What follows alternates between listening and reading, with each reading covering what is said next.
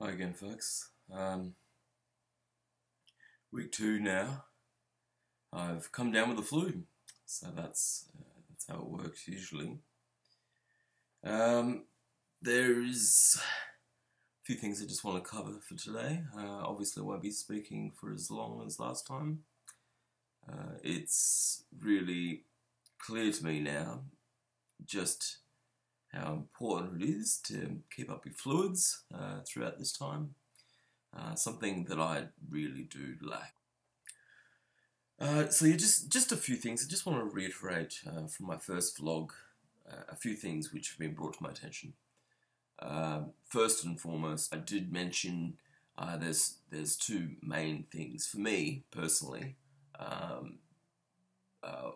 that are easy traps to fall into when dieting, and particularly when doing something as strict as paleo. Again, just reiterating, if I'm repeating myself, I apologise. Except I'm only doing it so that you can have some clarity on the subject. So it's really easy to fall into that trap of telling everybody that you're dieting. I mean, you make a public spectacle of it. I mean, there's a strong part of me that wants to make a public spectacle of this. Only thing stopping me, of course, is that it's all for the wrong reasons, you know? Like, it's not... If you're wanting to share the experience with others, that's fine. And that's what I'm doing here. I'm sharing it with the designated few that have expressed interest. So you know who you are. You know, you took the time into expressing to me how much it means to you. Not my experience per se, but the experience of another's journey through healthy lifestyle change. But secondly, and this is the point that I missed in the last vlog, it's that point at which you become complacent. You convince yourself and others so much that you really are determined to doing it right. And what happens? You fail. And you fail and you fail again because you're not investing the same amount of emotion into the intent of lifestyle change as you are telling people. Take for instance, I'm walking through Aldi, right? Now, wherever you're walking, I do a lot of shopping at Aldi because, you know, I like to spend more money on my business rather than the food I eat. It's all the same, really. I mean, fruit and veggies, sure. Go to an organic market and get your fruit and veggies fresh. Because, you know, look, the ones at Aldi don't have a great lot going for them. But all the rest, it's all the bloody same. It's just labels. You know, it's all the same. Anyway, I'm going through Aldi, going through the aisles of Aldi, and I'm just like, you know, I'm putting the kids' snacks into the trolley. And you know, everything else that's on the list, and then I'm thinking, hey, you know, I've done well. I've done a week. No sugar. Look at me. Pat myself on the back. And so I might just throw in a chocolate bar. Now I'll look at it. I'll still look at it. And I'll think to myself, hey, it's nougat. How bad can that be? It's nougat. You know, it's made out of nuts and all the good things that are technically paleo friendly, and it's dark chocolate. And they say that a little bit of dark chocolate is okay. I mean, admittedly, it's not. Doesn't specify cocoa solids and milk-free. It doesn't have all that kind of stuff. And it doesn't, obviously, fit the bill, right? But throw it in there anyway. And then halfway down the aisle, I look into the trolley and it looks like I've thrown in another couple. And there's a thought process that goes through. This little speech bubble pops up.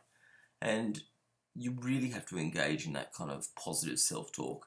I mean, not too loudly, of course, because you look like a bit of a moron in public, but certainly what I did in that moment, in that whisper, I have to say to myself, come on, mate, seriously, you don't need that chocolate. You don't need it.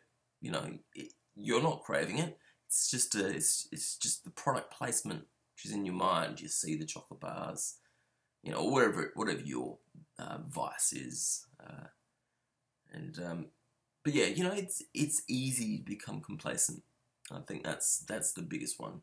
So by all means, share your experiences, Facebook it, Instagram it, you know, Pinterest it, put everything out there, but do it with a good intent. Make sure you're doing so with a good intent. Okay, well, so just in reflection of this past week, put in another, did the weigh in. What was it? No, Monday, week Monday. Did a weigh in, haven't lost any weight. Go figure. Now that's okay because you know I've been eating tons more carbs. I mean the fruit and veg, you're compensating. I'm eating more of it because I know that it's going to be lacking in other areas where I'm cutting out certain food groups. Admittedly, there have been a few days. I mean, I admitted to it in the first vlog that, and this is going to happen from time to time. You're going to have days where you just give in. Now, you know, your everyday Joe isn't going to judge you. I mean, if anything, they're going to laugh at you. Oh, you have one biscuit, you know, and that's nothing, mate. That's not gonna make any difference in the big scheme of things, but it makes a difference to me because it's in that moment I'm in despair. I'm succumbing to that overwhelming sensation to give in to temptation, and that is a killer, especially when you're dieting. I mean, specifically, you know, if I want. Specifically paleo, but if I want to make this a long-term goal, if I want for this to be my everyday lifestyle, I mean, like I said, I'll be introducing in 3 months' time some foods that I just can't go without. I mean, I'm struggling without yogurt, I'm struggling without rice, and I do, as I said, the temptations I'm given into are the things that you just wouldn't really even batter an eyelid over. A slice of bread, you know, when no one's looking, a slice of bread, yeah, you know, and it's the crusty bread that really gets me. One chocolate biscuit, you know, when no one's looking, and you can taste every little inch of it. These are just temptations. You know, it's too easy to just accept that, oh, it's just a little bit, it's not going to make any difference to me, you know. It's too easy to accept that attitude. The important thing is just to catch yourself when you do it. I mean, if I was able to just catch myself when I was eating that bit of bread, that one chocolate biscuit, or having a sip out of a drink which I know is full of sugar, that one little sip could be the equivalent of the amount of sugar that, you know, a really healthy person might only have in a month. One sip.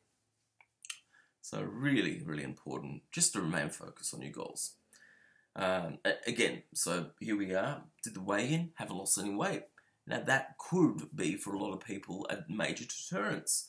You think you'd have lost some weight after a week, and again, if it's your primary focus, then you make it your primary focus, and you don't eat things which, you know, despite how healthy they may be, you don't eat them or drink them or consume them because you know that they're going to have fattening elements. And this isn't about weight loss. This is about changing the lifestyle and becoming healthy. Here, look at me. I'm sick. I'm sick after a week.